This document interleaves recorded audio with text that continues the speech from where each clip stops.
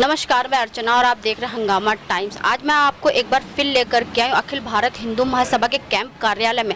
पिछले ही दिनों में आपने देखा किस तरीके से अखिल भारत हिंदू महासभा ने उत्तर प्रदेश के सभी जिलों में अध्यक्षों की नियुक्ति करी और किस तरीके से लोगों ने उस कार्य को आगे बढ़ाने के लिए और अखिल भारत हिंदू महासभा 2022 में किस तैयारी से लगी हुई है और 2022 के लिए क्या तैयारी वो आपने देखा था।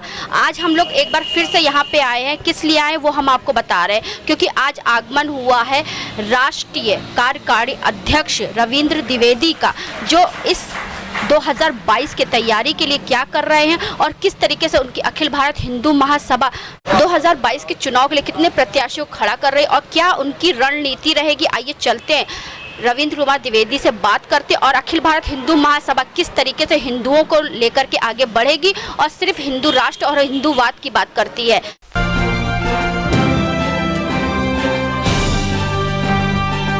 मैं उनका आभार व्यक्त करता हूँ। इन्होंने एक बहुत बड़ी जिम्मेदारी मुझे दी है। एक राष्ट्रीय कार्यकारी अध्यक्ष के रूप में लखनऊ मेरा बारंबार आगमन हुआ है, लेकिन एक चुनाव प्रभारी की हैसियत से हम पहली बार लखनऊ आए और हमारा आगमन ये मात्र कोई घटना भर नहीं है। हमारा आगमन उत्तर प्रदेश की राजनीति में परिवर्तन का एक आगाज है, एक आगाज है प्रदेश में बैठी भारतीय जनता पार्टी के पतन की इबारत लिखे जाने का। पतन इसलिए कि जो राजनीति जातिवाद की बहुजन समाज पार्टी ने खेली, दलितवाद, जो राजनीति यादववाद की समाजवादी पार्टी ने खेली और जो राजनीति कांग्रेस ने मुस्लिम तुष्टीकरण की उत्तर प्रदेश में खेली, उससे अलग भारतीय जनता पार्टी की सरकार में उत्तर प्रदेश में कुछ नहीं हुआ। संपूर्ण उत्तर प्रदेश में विगत 5 वर्षों में ठाकुरवाद की जातिवादी राजनीति खेली गई और अन्य जातियों विशेषकर ब्राह्मण समुदाय का उत्पीड़न होता रहा। तो भारतीय जनता पार्टी को जातिवाद की दलदल से प्रदेश को उबारने के लिए सत्ता सौंपी गई थी। भारतीय जनता पार्टी उसमें विफल रही और यही कारण है अखिल भारत हिंदू महासभा के राष्ट्रीय अध्यक्ष स्वामी त्रिदंडी जी महाराज ने जाति पात की करो विदाई, हिंदू हिंदू भाई भाई का नारा दिया है और माननीय ऋषि त्रिवेदी प्रदेश अध्यक्ष जी ने हिंदुओं का साथ, हिंदुओं का विकास का नारा दिया है। और इन्हीं नारों पर हिंदू महासभा उत्तर प्रदेश की समस्त विधानसभा सीटों पर प्रत्याशी उतारने जा रही है और यह निश्चय मानिए कि उत्तर प्रदेश में भारतीय जनता पार्टी की सरकार का पतन अवश्यंभावी है। भारतीय जनता पार्टी को उत्तर प्रदेश में बहुमत नहीं मिलेगा और उत्तर प्रदेश में जो भी राजनीतिक दल सरकार बनाएगा उसको हिंदू महासभा के विधायकों के समर्थन की आवश्यकता पड़ेगी। तो अब हमारे बीच में जुड़ रहे हैं अखिल भारत हिंदू महासभा के कार्यकारी राष्ट्रीय अध्यक्ष रविंद्र द्विवेदी। तो उनसे पूछेंगे कि 2022 की क्या तैयारी, किस तरीके से राजनीति को लेकर के वो आगे बढ़ रहे हैं। आपका स्वागत है सर। अखिल भारत हिंदू महासभा के प्रदेश अध्यक्ष ऋषि त्रिवेदी जी के नेतृत्व में उत्तर प्रदेश की सभी विधानसभा सीटों पर अपने प्रत्याशी उतारने जा रही है और एक उत्तर प्रदेश चुनाव प्रभारी की हैसियत से मेरा लखनऊ में प्रथम आगमन है और निरंतर चुनाव संपन्न होने तक मेरा आगमन यहाँ बना रहेगा। और हमारे इस आगमन से भारतीय जनता पार्टी की सरकार के पतन का आगाज हो चुका है। मैं आपके चैनल के माध्यम से स्पष्ट कहना चाहता हूँ कि ठाकुरवाद की राजनीति को पोषित करने वाली उत्तर प्रदेश की सरकार में अब भाजपा की वापसी नहीं होगी और हिंदू महासभा अपने विधायकों के बल पर बनने वाली नई सरकार में महत्वपूर्ण भूमिका अदा करेगी। तो 9 विधानसभा आपकी जो सीटें हैं, तो कितने विधायक आपके उतरेंगे? हम सभी विधानसभा, लखनऊ की बात नहीं, हम पूरे उत्तर प्रदेश की बात कर रहे हैं। 403 की 403 सीटों पर हम अपने प्रत्याशी उतारने जा रहे हैं और इसके लिए बाकायदा समान विचारधारा वाले हिंदूवादी दलों का एक गठबंधन भी तैयार करने पर हमारी चर्चा केंद्रीय स्तर पर चल रही है। अभी तो आपकी पार्टी हिंदूवाद और हिंदू राष्ट्र की बात करती है, लेकिन जब सत्ता में आ जाएगी तो उसके बाद क्या होगा? हम सबसे पहले, अगर हम उत्तर प्रदेश की सत्ता में आए तो हिंदू महासभा उत्तर प्रदेश को देश का प्रथम हिंदू प्रांत घोषित करेगी, जो भारत को हिंदू राष्ट्र बनाने में अहम भूमिका निभाएगी। तो जिस तरीके से मोहन भागवत भी आए दिन चर्चा में रह रहे हैं, जो कि एक आरएसएस के प्रमुख हैं, जो कि उनका भी पूरा ये रहता है कि हिंदूवाद और हिंदू राष्ट्र, लेकिन आजकल वो राजनीति गलियारों में गर्म है क्योंकि वो मुसलमानों को लेकर चल रहे हैं। देखिए, राष्ट्रीय स्वयंसेवक संघ अखिल भारत हिंदू महासभा की संतान है, लेकिन वर्तमान में वो अपने पथ से भटक गई है। उसका कहीं ना कहीं इस्लामीकरण होता जा रहा है और उसका इस्लामीकरण भाजपा का जो सबका विकास, सबका साथ सबका विकास है, उसकी देन है। हम राष्ट्रीय स्वयंसेवक संघ को वापस हिंदूवाद की पटरी पर लौटाने के लिए प्रयासशील है और प्रयास हमारा सफल होगा। तो जिस तरीके से जनसंख्या नियंत्रण की कानून आया, उसके बारे में क्या कहेंगे? जनसंख्या नियंत्रण कानून अखिल भारत हिंदू महासभा की एक देन है, जिसको माननीय योगी आदित्यनाथ जी ने स्वीकार किया और उन्होंने प्रमाणित किया कि उनके अंदर आज भी हिंदू महासभा का रक्त बह रहा है। तो 4 साल बाद ही क्यों स्वीकार किया?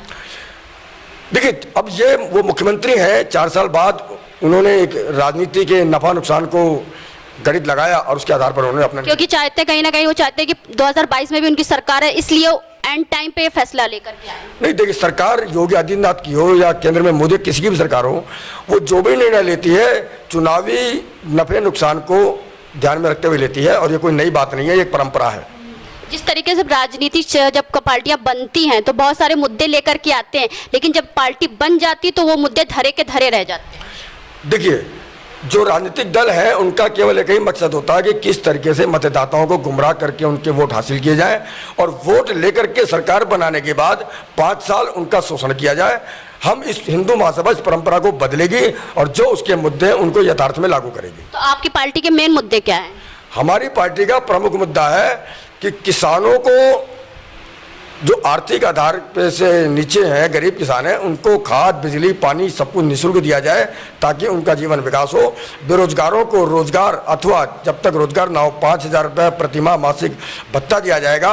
महिलाओं की सुरक्षा पुख्ता की जाएगी और आरक्षण को जातिवादी स्वरूप से हटा करके आर्थिक आधार पर लागू किया जाएगा। तो यही मुद्दे तो बीजेपी भी लेकर के आई थी, लेकिन अभी भी 59,000 भर्तियां धरी की धरी रह गई हैं। कितने लोग इको गार्डन में धरना प्रदर्शन कर रहे हैं, जिनमें आए दिन कोई ना कोई खबर आती, शिक्षकों के हाथ पैर सब तोड़ दिए जा रहे हैं। तो तभी तो मैं कह रहा हूं कि भारतीय जनता पार्टी उत्तर प्रदेश में सरकार में वापस नहीं आने जा रही है, क्योंकि उसकी जो कमियां हैं उन कमियों को ही हिंदू महासभा चुनाव में जनता के सामने रखेगी, भाजपा को सत्ता से बाहर करेगी और अपनी सरकार स्थापित करेगी।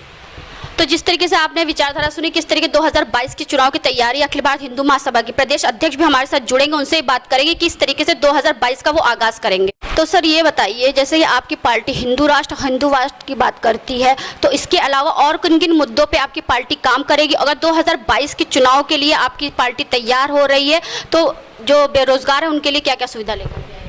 ऐसा है कि चुनाव की जो बात है तो एक एक करके नहीं, हमारे लगभग अभी 30 से 35 मुद्दे ऐसे हैं जिनको लेकर के हिंदू महासभा उत्तर प्रदेश के चुनाव में 2022 के चुनाव में आ रही। वो जल्द ही हम लोगों का घोषणा पत्र तैयार हो रहा है। जैसे घोषणा पत्र तैयार होगा सभी मुद्दों के साथ जो है प्रेस मीडिया के समक्ष उसको लॉन्च किया जाएगा। क्योंकि पार्टी की एक बात करते, चाहे आप सपा समाजवादी पार्टी की बात कर लीजिए, चाहे बीजेपी की पार्टी की बात कर, जब पार्टी बन जाती, जैसे हाल ही में एक ट्वीट आया था अखिलेश यादव का कि जहाँ पे राम मंदिर बन रहा है वहीं पे बाबरी मस्जिद मिलेगा, लेकिन उनको ट्वीट उन्होंने डिलीट कर दिया। तो ऐसे जब चुनाव आते हैं तो हिंदू मुसलमान क्यों होता है इतना? ऐसा है कि जब ही आप भी सुन रहे होंगे, अखिलेश जी का एक भी बयान आया है कि अयोध्या में जो मंदिर बन रहा है उसको रोका जाए क्योंकि उसमें ज़मीन को लेकर के कोई विवाद है। उसका भी मैंने कटाक्ष किया है, मैंने उसका जवाब दिया है कि मंदिर निर्माण से और उसमें ज़मीन की धांधली या ज़मीन की खरीद फरोख्त में किसी को गमन या कुछ हुआ है, उससे मंदिर निर्माण में कोई बाधा नहीं उत्पन्न होती। मंदिर निर्माण अलग चीज़ है और ये जांच का विषय है क्या ज़मीन में खरीद फरोख्त पे कहीं कोई दलाली या धांधली हुई है। इससे मंदिर निर्माण पे कहीं से किसी प्रकार रोकने की कोई जरूरत नहीं। जैसे अभी हमने आपको एक एग्जांपल दिया मोहन भागवत का, जैसे वो आरएसएस के प्रमुख है, आप जानते होंगे कि हिंदुओं को लेकर के वो चलती, लेकिन अब जब राजनीति गरमा रहा है तो वो मुसलमानों के लिए भी हित में बात कर रहे हैं। तो इसके बारे में क्या ऐसा है कि जहाँ तक आरएसएस की बात है, आरएसएस अपने पद से भटक रहा है क्योंकि वो कहीं ना कहीं भाजपा के लोभ में, सत्ता के लोभ में फंस गया है। किस लिए वो थोड़ा सा अपना रास्ता भटक रहे हैं, लेकिन अभी जैसे कार्यकारी अध्यक्ष जी ने भी कहा है कि वो भटकते हुए पथ को मैं रास्ते पे लाऊंगा। ये चीज़ हमारी लोगों को चलेगी। बात भी होगी कि जो मुस्लिम तुष्टीकरण की बात कर रहे हैं, डीएनए की बात कर रहे हैं भागवत जी, वो गलत है। जिस मकसद से संघ की स्थापना हुई थी, अपने मकसद से मत भटके। सत्ता के चक्कर में, सत्ता के लालच में ऐसे अंधे न हो भाजपा के साथ कि जो है अपने ही रास्ते से भटक जाएं।